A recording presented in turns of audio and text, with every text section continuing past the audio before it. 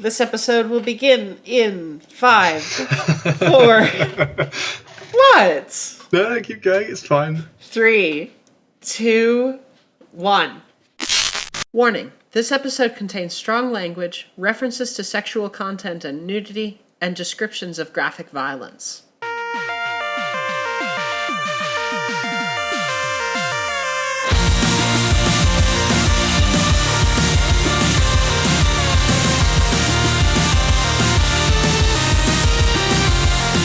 Hello, and welcome to the 4th episode of PauseCast. It's June 21st, 2016. It's the solstice. It is the solstice. It's the shortest... for us. Yeah, for us it's the shortest day of the year. So we get a really long night tonight.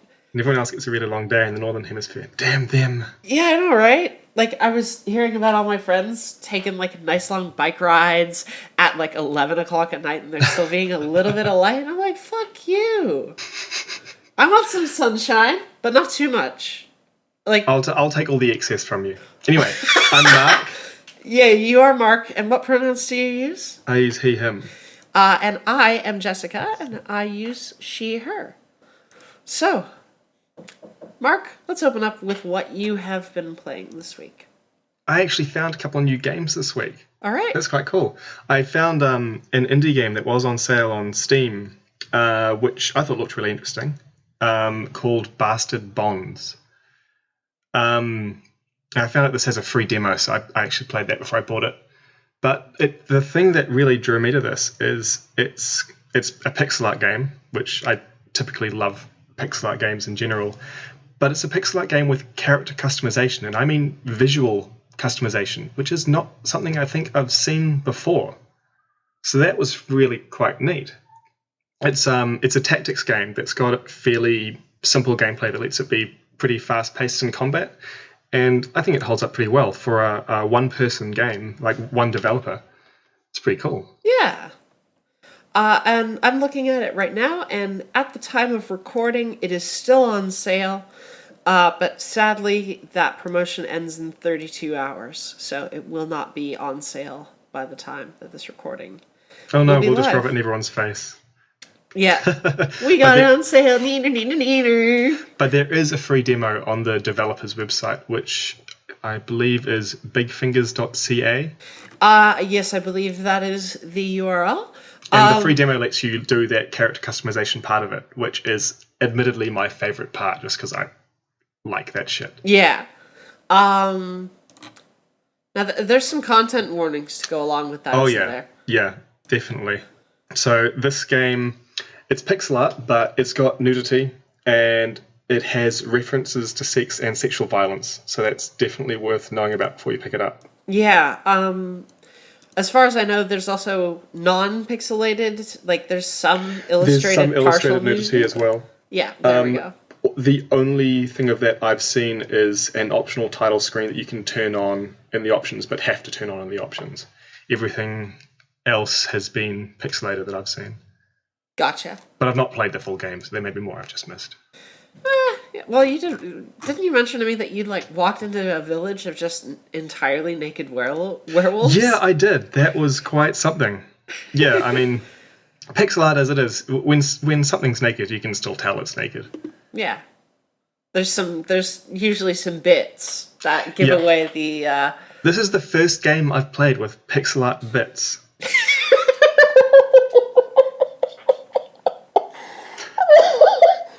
Pixel bits. Yeah. I haven't seen it before. Really? I mean, like, I understand why they're there. Yeah. One other cool thing this does, so it's got that character customization in-game, which is essentially you pick from a variety of body types, which is, I think, it's pretty good in having actual variety of body types. My only gripe there is that fully half of them are orcs, all of which are male, and the other half are humans split equally between male and female. Yeah. And then you will decide on colouring and clothing layers and hair and stuff. But also you can then take that out and customize it just like in an image editor or whatever. So you can take your sprite that you've created in there and then make little tweaks to it if you want. And since it's entirely cosmetic, it doesn't have an effect on gameplay. You can really make them look like whatever you want. It could be a slight variation on what you've created. It could be something completely different. You could play as like a mimic or something if you could make a cool pixel art mimic or whatever. Yeah. I suppose the other thing you could do as well is you could take those orcs and like you could do a gender split with them if you wanted to, You totally could. You could just tweak anything about the character. You could probably make them a gigantic dick if you really wanted to. You literally could if you wanted to. Well, there we go. So I don't think you can customize the body types available in game, but you can customize the sprites out of the game, and then they get imported into the game in a fairly simple way. It's just it has to be a particular size with a transparent background, and then put in a particular folder. Yeah, and it's got to have a unique name as well, right? Yes. So it's like that's not hard to do, considering that you're forced to have specific file names for everything anyway. Yeah, but it also means that you can overwrite non-player characters as well. So people in your band, you can have them look different. Yeah. So I think it's really cool, and I like pixel art, so of course I was drawn to this. Yeah. Have you been playing anything else this week? I also picked up, what was it called? Dreamfall Chapters, which is quite a narrative-heavy game that I hadn't actually heard of, but it was on sale. Buy so much stuff on sale, so little it's not. And I had a look at the trailer, and it really appealed to me, so I picked that up. It was a few hours before the sale ended, so I'm afraid by this point the sale has ended. But I played a couple of hours of that. I really enjoyed it. I ended up getting to a point where I was kind of unsure if the thing I just saw was a bug or humor, but I didn't know how to continue, so I just thought I'd call it a night then. But aside from that bit of confusion, I was really impressed with the start of it, the first couple of hours. Awesome. Yeah, I actually got that free through GOG's summer sale this year, which will also be over when... We're monsters, aren't we? Oh god, we're mentioning so many sales! Now, when you say free, that's free contingent on having bought a couple of other games. Yeah, right? it came so like you spend a little bit in GOG sale and you got Spelunky, an adventure game, point and click called Gabriel Knight, Sins of the Father, and you got what was the other? And Dreamfall. Do you know what I just realized? What? Crash Bandicoot. I could put them in Bastard Bonds. We've found a game where you can make them in a character creator. You could put a really realistic Crash Bandicoot, but pixel art. It's pixel art, so I can't make it really realistic. But I could actually just put them in the character creator because I can just make it whatever. Here's what you could also do. You could just superimpose your floating head into Bastard Bonds. Like, just take your head, shrink it down real small, put it into the game. There's some messed up stuff you can do in character creators sometimes. I know you're a big fan of Monster Factory, and that's like their thing, right? That's their whole fucking thing. I've seen that Fallout 4 episode of theirs that you sent me, but you said they've done some other stuff like manipulate save files in Mass Effect to get really bizarre characters. Yeah, the Mass Effect 2 one, they went into the Gibbed save editor and just screwed everything up so bad in there. They broke the factory warranty on The Sims. They did some really good stuff with The Sims. It was Dark Vader, Day Trader Vader, and Cousin Special Agent, I think, were the characters who were there. And that was a whole thing. Cool. As character creators go, The Sims has got a really robust one, I reckon. Yeah. Especially since they added in those new gender options that we talked about a couple of episodes ago. Definitely. Well, actually, has that been added yet? I know it's planned, at least. Yeah, it's already been added. Brilliant. By the time that was announced, that patch had already gone live. Oh, that's fantastic. So, Sims 4, gender neutral. We talked about this a couple of weeks ago? Yeah. Awesome. And also just that it's got all the sliders everywhere. It's not just like body type, like in games like Skyrim, where you've got the weight slider, and then Fallout 4, where you've got like the triangle thing with like muscly, large and small. It's way more than that. So you've got like biceps in, out, shoulders in, out, hips in, out. I think it's got a butt slider. I'm pretty sure it has a butt slider. The Sims 4 definitely has a butt slider because I remember it being played with. There are some games that have got great character creators out there, actually. Thinking of a couple of others. I'm thinking of the Saints Row character creators, because thinking of the butt slider made me think of their sex appeal slider. Yep, that was A thing. the thing. Yep. Okay, did you ever play Saints Row 2? No, I started with the third. Okay, because if you play the second, they don't have the gender option that you can pick from. Well, they do, but it acts as a preset, and you can make your body however you want.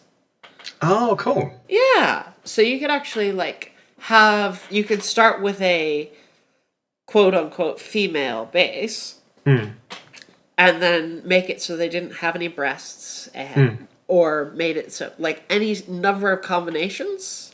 So did they have gender basically as a preset of a Yeah, bunch of sliders? it was just a preset of a bunch of sliders, and Right. it would set up your face and set up your body, and then you could go nuts. Now, am I right in remembering that Saints Row 1, now I've not played it, but what I've read, Saints Row 1, you only had the option of playing a male character, is that right? I don't have the qualifications.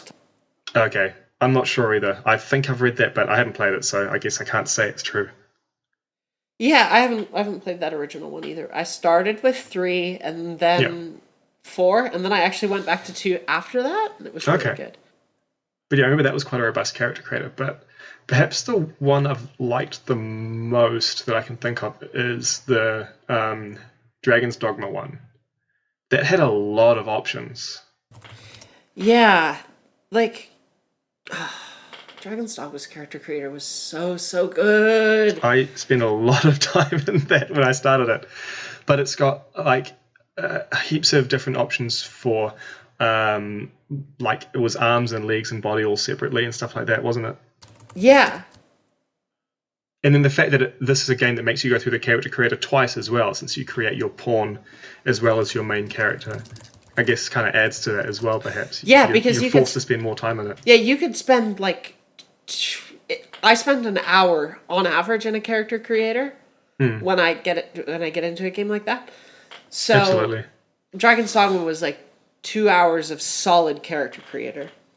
Yeah, I think perhaps a downside of making your sidekick second is that you're better with the character creator by then, so they're cooler than you, and they'll always be cooler than you.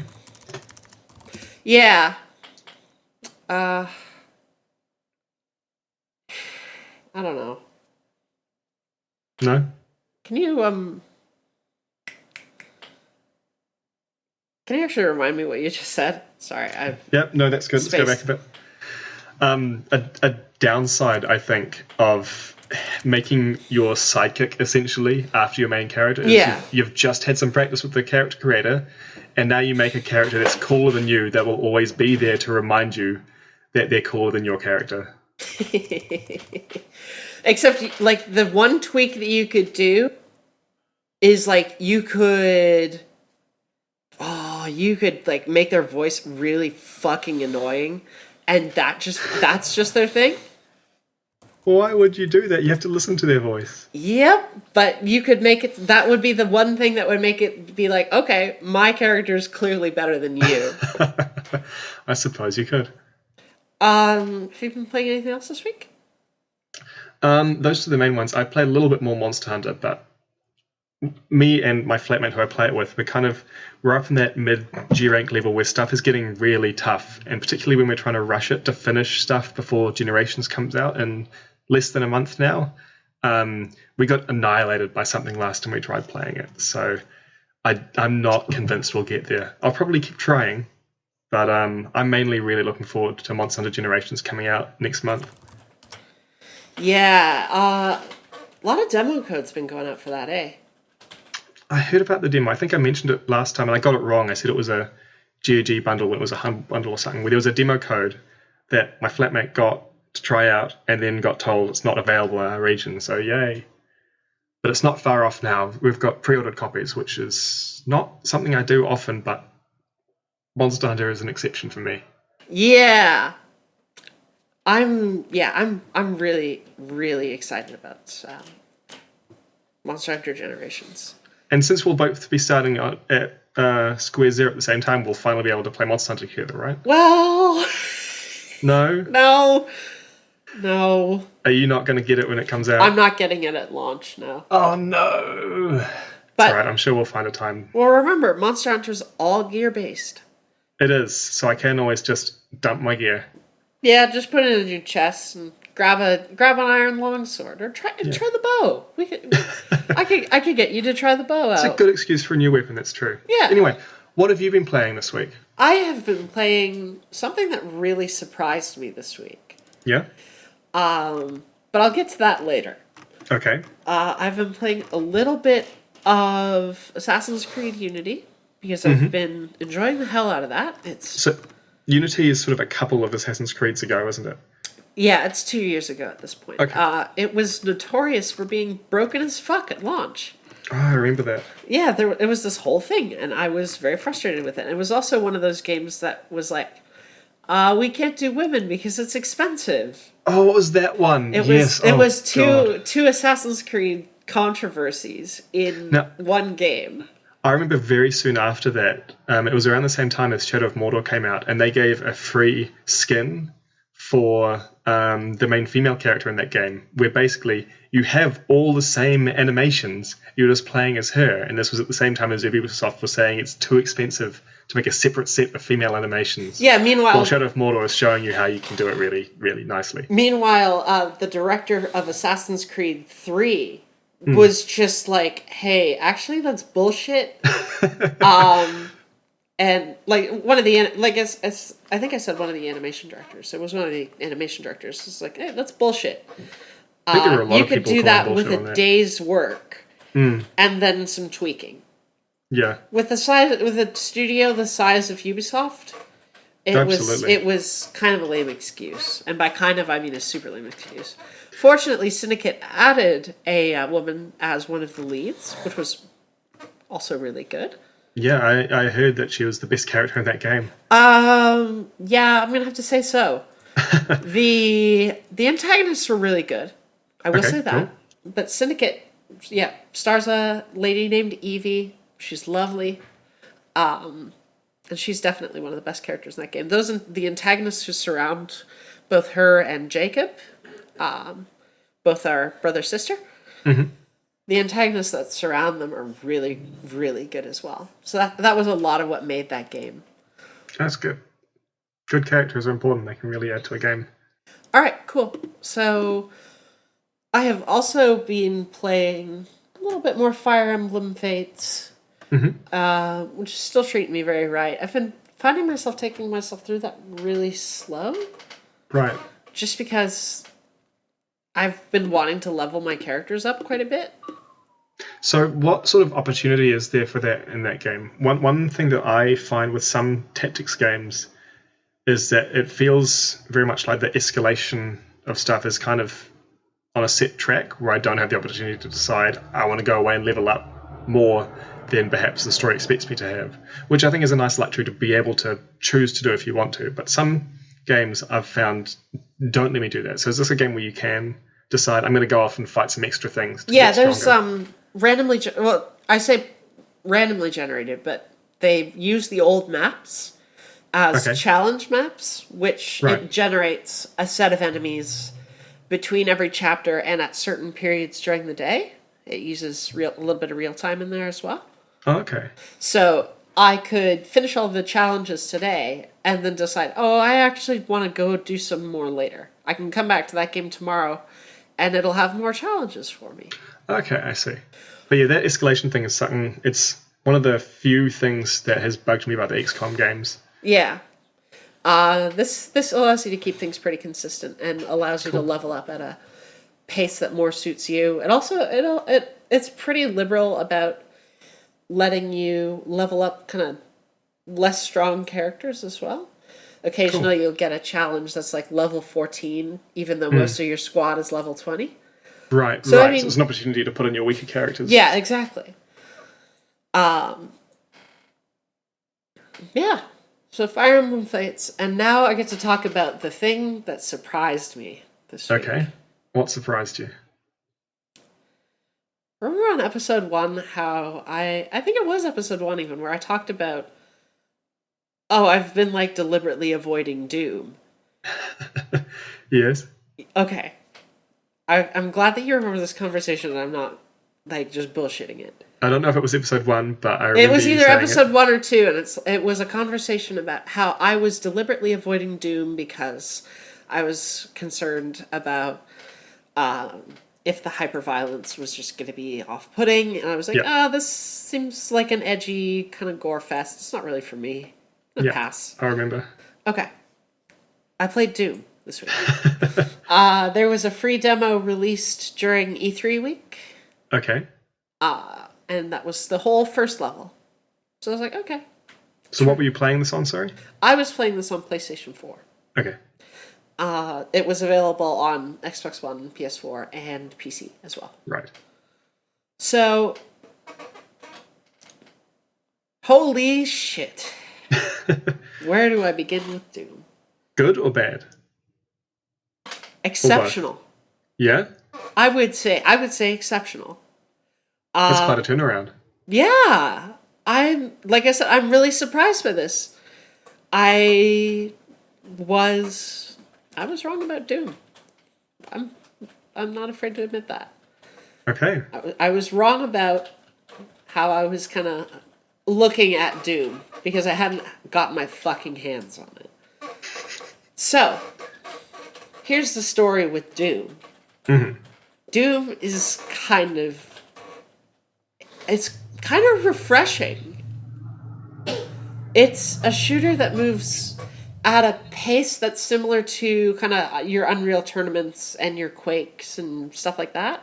So it's very fast, right? It's very fast. Okay. And it runs at an appropriate pace on the PS4 as well. Like, it's running at 60 frames per second on the console.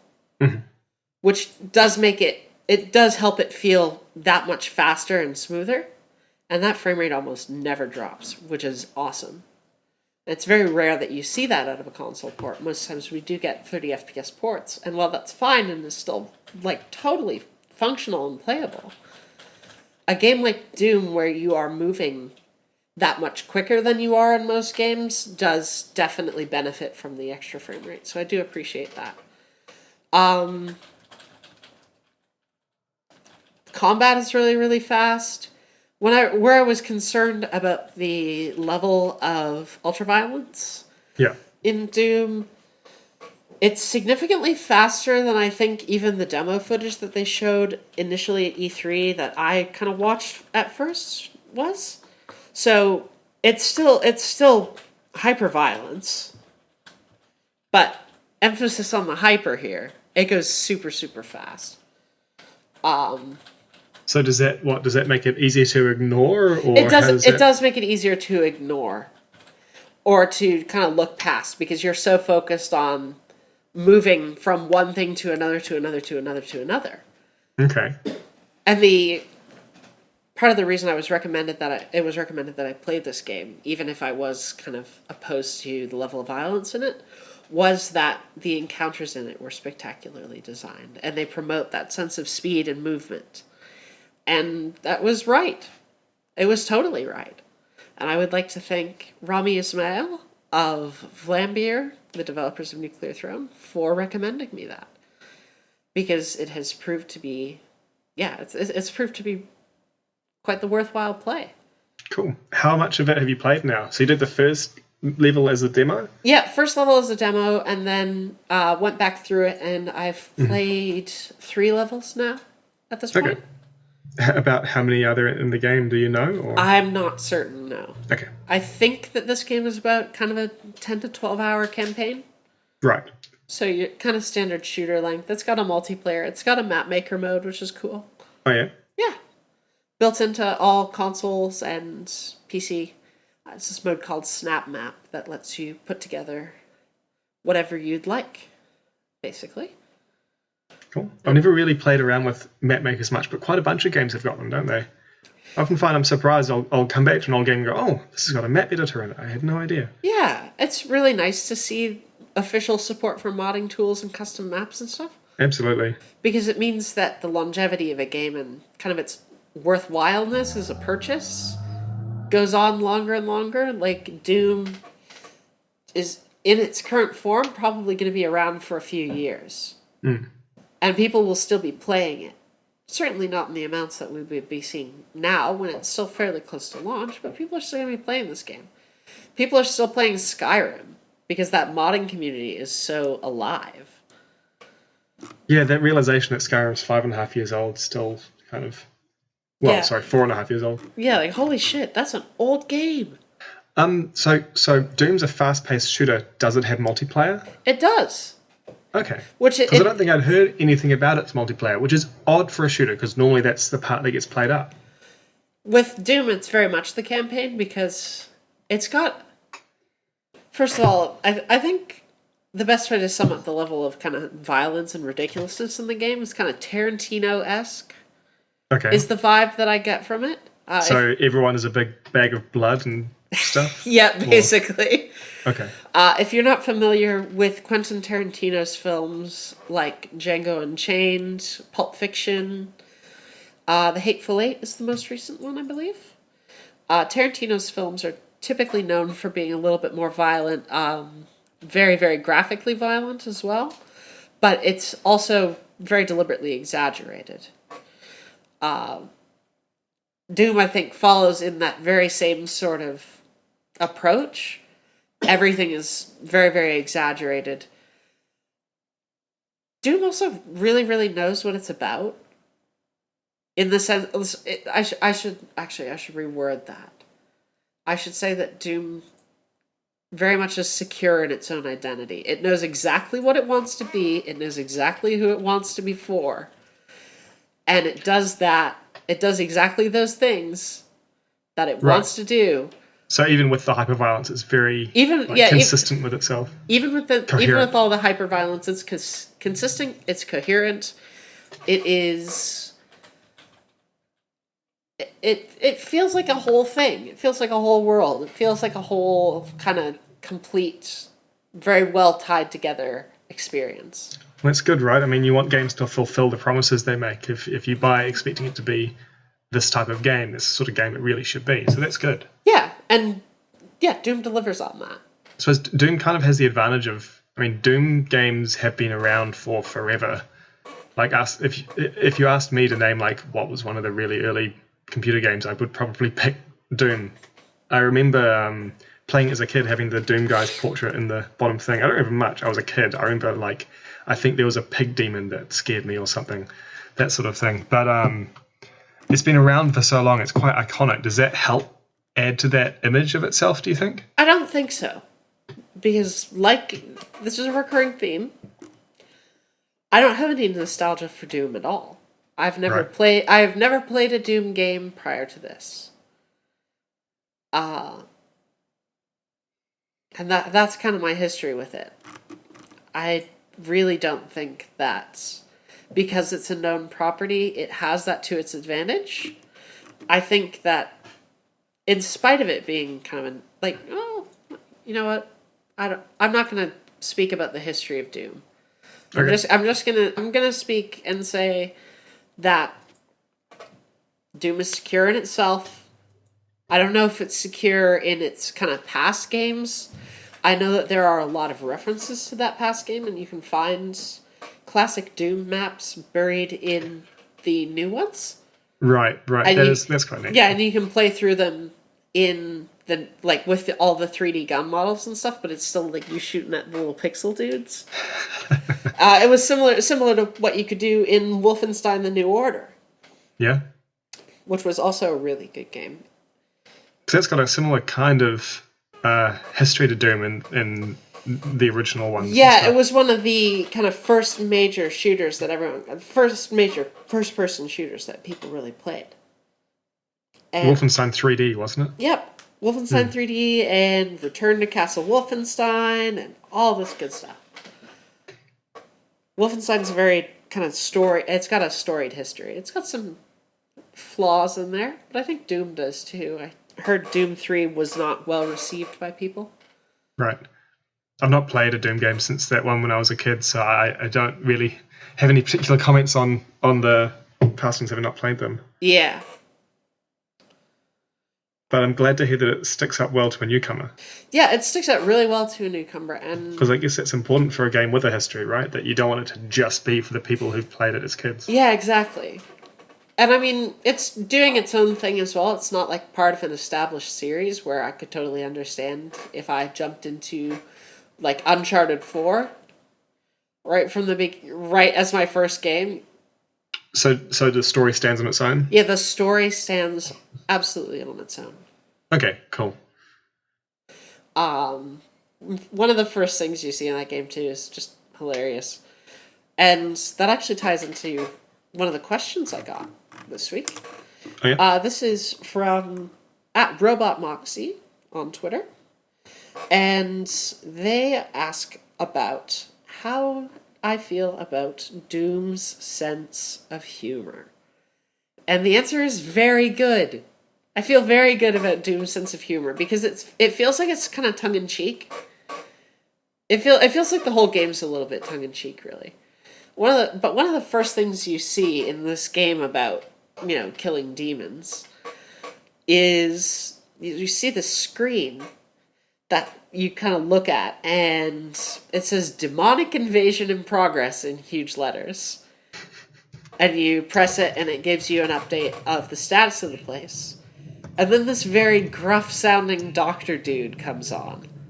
And he's like, I'm this dude, I run this facility. I think we can work together to find a way to solve this problem that's mutually beneficial. And your character just pushes the screen into the wall. Like, slams it into the wall. As he's talking about, I'm sure we can find a way to make this mutually beneficial. And you see this again in an elevator, where this guy is talking at you again, and he's like, I regret the events of the last 24 hours, blah, blah, blah, blah, blah. And then you punch the screen.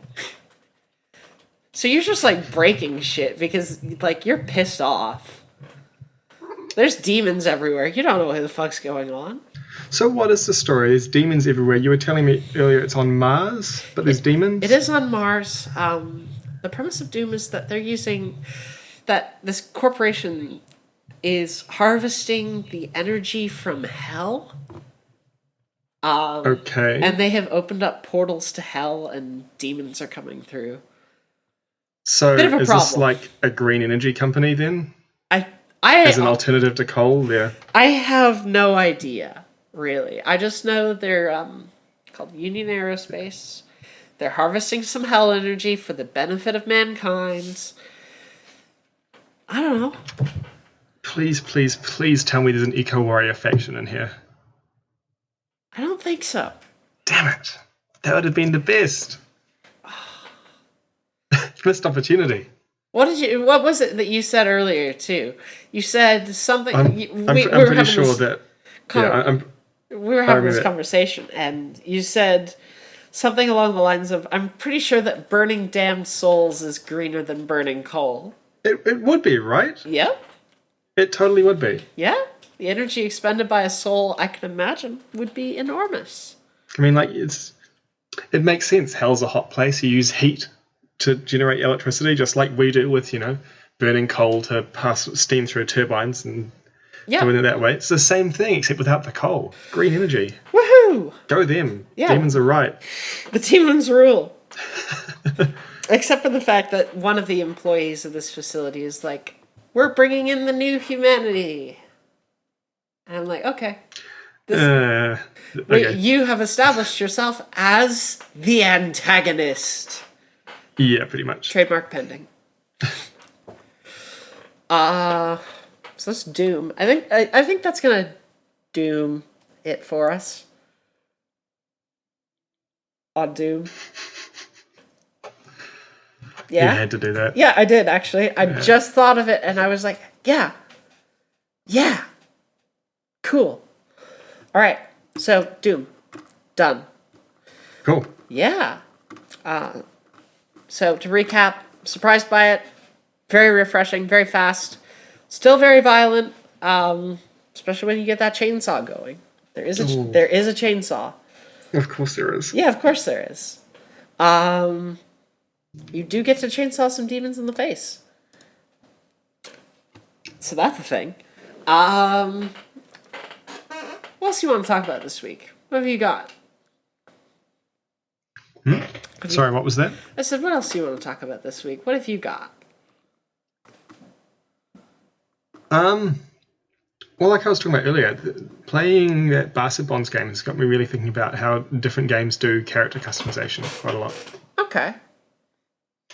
Because I've seen quite a few, quite a lot of games have got different takes on it. I see some games, like I had Pillars of Eternity, has got one where you've got quite a lot of different options in terms of race, like it's a fantasy game. But I think there's, like, you can pick between two faces for each one kind of thing. So there's kind of archetypes for your character, but you can't really set any specifics. And you've got other ones that go way in depth, like The Sims, where you have sliders for every little aspect of the face. And kind of games like Skyrim and Fallout 4 have got a similar kind of thing. With Fallout 4 being significantly kind of more advanced. Yeah, I think the Bethesda games have sort of stepped up incrementally from one to the other. Going back now to like Oblivion, where everyone has a potato for a head, would just be painful. Oh, Oblivion. I say that, but I haven't played Oblivion. Oh, you should. Well, I'd say you should, but you can just play Skyrim. I have a copy of it. If you want to play an old Elder Scrolls game, I'd say go for Morrowind over Oblivion. Really? Because, yeah, I think I would. You're not going to get the same graphics, and stay away from the combat. But there's so much stuff you can do in that game. How much of it can you do without invoking violence? Like you kind of suggested, stay away from the combat. So how much? Well, how much of Morrowind can you do without invoking violence? Learn the levitate spell and just walk away from everything straight upwards. Okay. I mean, that's something. What I typically do in Morrowind to avoid the violence, the first time I find an enemy, I just punch them until they fall asleep and then keep doing that when they wake up. And that way I get my hand-to-hand up to 100 pretty quick. And so if something tries to fight me, I can just punch till it falls asleep, then run away instead of having to kill everything. Yeah. The violence, sorry, not the violence, the combat in that game is not the best, but the rest of it is, I think, is really cool. Yeah. It's quite old though, so, it's a 14-year-old game, so don't expect Skyrim graphics, of course. But, which also, everyone looks like a potato. Everyone looks like a very angular potato. They have a few more polygons. If I remember correctly, it's got a similar sort of thing for character creation that I just talked about with Pillars of Eternity, where you swap through a selection of faces rather than actually customizing any of those faces. Which, Morrowind? Yeah, I think so. It's been a while since I've played it, but I think that's how it works. I think so. Actually, no. I think there might be a few. Oh, no. I was remembering wrong for a split second. Okay. There is, in fact, just a selection of preset faces for you to choose from. Yeah, so it's like that's better than nothing, but it's the one step above nothing, I feel like. Yeah. I almost kind of wonder if open world games would benefit from fixed characters sometimes. How's that? Well, I'm going to use The Witcher 3 as my example here, because I love the hell out of that game. And it's an open world game with a fixed character? It is an open world. It is an open world game with a fixed character. You cannot do any customization stuff beyond kind of your gear. But what makes that work so damn well is that The Witcher 3 sets up your character as an established part of the universe. Like, you, as the Witcher, are a career monster hunter, and you have a history and stuff in this world. And that makes it really easy to get into that world, because you're able to see it through the lens of that character. But do you need to have a static character in terms of actual customization to do that? I mean, I'm thinking of the Mass Effect series, which has a similar you're established in this world thing, but you can customize your character. You can stay with them. I don't think you're quite as established in the Mass Effect games as you are in something like The Witcher. It's a bit hard for me to compare since I've come to The Witcher at The Witcher 3, whereas I played Mass Effect from Mass Effect 1. Yeah, well, Mass Effect 1, it's got Let me think about this for just a second. Sure. Mass Effect 1, you have this minor established history, but Mass Effect 1 is the game that establishes that history for you. Yeah, it is. The Witcher 2 and 1 don't really do that in the same way that The Witcher 3, like The Witcher, in the same way that Mass Effect does. The choices that you make in The Witcher 1 and 2 don't have any real effect on 3. And the only thing that's really consistent between them is there's a couple characters that are consistent, and there is the fact that Geralt always holds this one established role. Sorry. Oh, good. So, I don't know. I think that can benefit open world games, especially open world games about narrative. Like The Witcher 3 is first and foremost an open world game, but it is about the narrative. It's actually reminding me a little bit of Metal Gear Solid 5 as well, which is kind of similar. It's an established character who you don't customize. Yep. Who's in an open world, well, open-ish world. Yeah, I think I've raised my beef with that before, haven't I? Yeah, I think so. Yeah. But yeah, I think Metal Gear Solid is not a game that you'd be able to customize the character, but perhaps that's more just because it has such a convoluted, in-depth story that the characters, especially when you're playing as this particular character, Big Boss, it wouldn't make sense to customize them. There's a scene at the very opening which threw me for a bit when I first played it because, spoilers for the opening of the game, but it's the very opening. You are in a hospital bed and they're like, okay, we're going to have to reconstruct your face. And you go into a character creator and I'm like, okay, what? And spend ages customizing my character, apparently. And then you come back and actually, no, that doesn't happen. And you just play as Big Boss. I think it's for the online section of the game that I never touched. But it was kind of odd to have that, I thought. It threw me a bit because I was thinking, surely it wouldn't be character customization in Metal Gear Solid 5. It does have some impact on something later, but there are some story spoilers in there. Oh. So okay. Yeah, it's got some impact. Okay, I didn't get to that then. I played all of part 1, but I haven't played through part 2. You will need to finish part 2 and play mission 52, I believe, which is Truth. There's more after part 2? I was surprised there's more after part 1. Oh, sorry. There's more after... It's in part 2. Okay. It is not part 3. There was apparently supposed to be a part 3, though. I will say that. That's a long game. There was supposed to be a part 3, but then it got cut by Konami. Fuck Konami. Which, can I just say, Death Stranding was a really good fuck you to Konami. Just really good. But, fuck Konami. Yeah, they cut chapter 3, or part 3, sorry, of Metal Gear Solid 5. There was parts of it still on the disc when it shipped, as is the case with many things. Right. But, didn't happen.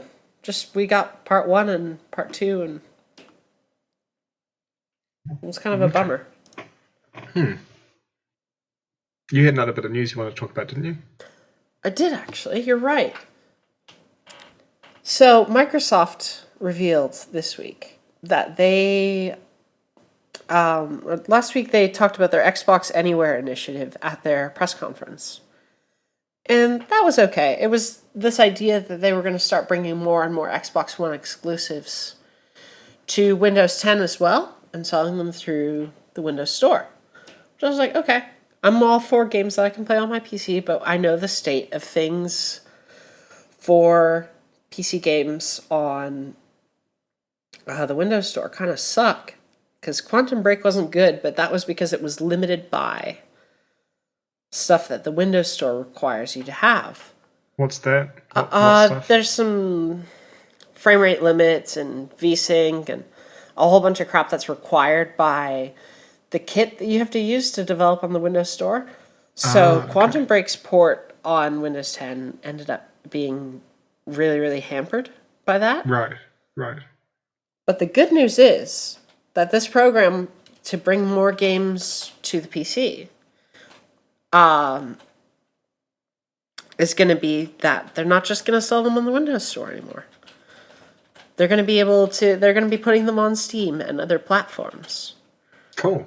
So that means that we will be able to potentially get Quantum Break on Steam, Gears of War 4 on Steam, which people are looking forward to, and a variety of other Xbox One exclusive titles. Well, they won't be exclusive on Steam, right? They're still console exclusive. They're still allowed to use the exclusive phrase because they're console exclusive. Is an exclusive in regard to consoles, but not excluding PC. It is not. Yeah, it is. That's confusing. Yeah, I know. I was confused by it too. So basically what they mean is it's not on PS4. Yeah, it's not on PS4. That's their advantage that they're trying to hold up. And presumably these Xbox One or Xbox Anywhere games are also going to use the Xbox Live service, which is interesting because they're saying that you're going to be able to carry over all your achievements and your progress and stuff as well. Like all your saves will be cross-platform. That is interesting. Yeah, and cross-platform stuff doesn't happen very often. No, and you know what's also interesting? What's that? The fact that it really would be kind of Xbox Anywhere because the PC tower is kind of dead. You reckon? I reckon. Like, I still have one, but let's be honest. PCs are kind of for enthusiast builders at this point. Well, I mean, I play my games on a laptop, which it's a laptop. I didn't choose each component separately. And I reckon that's what most people do nowadays. It used to be that you would go buy towers, and that would be kind of your gaming setup, but now more and more people are starting to game on laptops. Oh, I thought you meant people moving onto consoles. No, that's not what I was meaning at all. I was meaning that people are shifting away from the old tower model, and they are moving to something that is truly able to go anywhere with them, and that's their laptops. Okay. Which is also interesting to me because laptops kind of have a console parallel as well, in that you're buying a prepackaged set of hardware. Yeah, although they don't have that advantage where the developers know what that hardware is going to be. Exactly. And that can make gaming on PC kind of a frustrating experience if you have a laptop. The ease of the console has always been that you just put the disc in and it goes, or download it and it goes now. Yeah. Whereas with the PC, it might be, you got to check you've got the right this, that, and the other thing, and maybe update your drivers. Yeah, you've got to extensively research this video game before you purchase it. I bought my previous laptop, or might have been one before that, to play Skyrim. Like, I bought it for playing Skyrim, and I was up late for when Skyrim was released, so I could play some before I went to bed. And when I got it, it didn't run properly. Like, the intro sequence ran at like 1/20th of time, and all the colors were inverted or something. It was bizarre. I had to do a bunch of things to fix it and get it working. It did work on the computer eventually, but I wouldn't have had that trouble if I was on a console. And at that time, you couldn't even refund that. You couldn't say, this is busted as fuck. I want my money back. Yeah, I wouldn't have, but that doesn't mean that being able to refund things isn't something that really should be available. Well, I mean, like, we have legal rules for that here. You have to have refunds available. In fact, Valve, about a couple months ago, I believe, was found guilty of violating the law in Australia by not having a refund policy and complying with the Consumer Goods Act. I think it's the Australian consumer law in Australia. Yeah, it was something along those lines, a Consumer Goods Act or Australian Whereas Consumer here we've Goods got law. the Consumer Guarantees Act. Yeah, okay. So it was found in violation of that. I don't know what the outcome of that was, but I know that Valve was found in court to have been operating illegally in Australia for several years. Because they've kind of been pushed and pushed and pushed to get refund functionality, haven't they? And they've really had to be pushed to get it. Yeah, exactly. They've really, really had to be pushed. And even then, it's still running on a pretty restrictive kind of set of rules. Like, you can't have played it for more than 2 hours. Oh, that's not much. No, it's not much at all. You could play a game that's fine for the first 2 hours and then it turns to shit. But you can't get a refund on it because you played more than 2 hours. Or it might be a game that has a launcher and you close the game and leave the launcher open for 2 hours. Yeah, and it's suddenly like, you've played it for 2 hours on Steam. Yeah, oops, you fucked that up. Now you can't get your refund. Steam thinks I've played, I think, 150 or so hours of Papers, Please because I left it open once. Oh, good times. I haven't actually paid like 160 hours of Papers, Please. Not yet. Not yet. You sure? Pretty sure. It seems like the kind of game that you could lose yourself in, really. 122 hours, that's what it thinks I've played. I might have done a tenth of that, which is still a lot for Papers, Please. That is a lot of Papers, Please. So that's that. Well, it's good that it's coming then. Because when they do it, they don't do it just for Australia, they do it for Steam, which applies to everyone, right? Yeah. I really hope that they can extend refund policies further and further and further. Yeah. Because 2 hours is restrictive. And I have seen some shitty misuse of refunds. Definitely. That was one of the concerns by adding a minimum kind of hour restriction. When the system first launched, indie devs who were making really, really short games were like, this sucks for us. Because you can play the whole game and then refund it. Exactly. Yeah. That's what I've seen, not as a frequent thing, but I've seen case reports of it, essentially. Yeah, and people have said that, according to their stats, we noticed no major change when the refund change took effect. We didn't notice that more and more people were, that our sales were dropping. We noticed that they were the same, because people who were enjoying the game were still keeping it. And people who were, playing it and then refunding it as an attempt to say fuck you to the developer or something would never have bought that in the first place.